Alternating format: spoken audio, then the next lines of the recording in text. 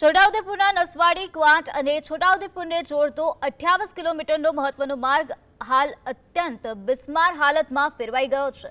આ માર્ગ ઉપર ઠેર ઠેર મસમોટા ખાડાઓ પડી જવાથી વાહન ચાલકોને ભારે હાલાકીનો સામનો કરવો પડ્યો।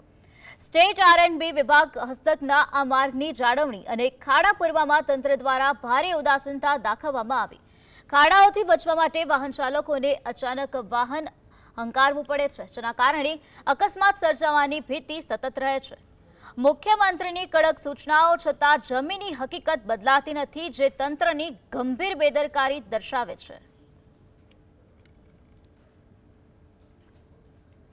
છોટાઉદેપુર જિલ્લાના નસવાડી અને કવાંટ અને છોટાઉદેપુર અને સ્ટેચ્યુ ઓફ યુનિટીને જોડતા મુખ્ય માર્ગ છે।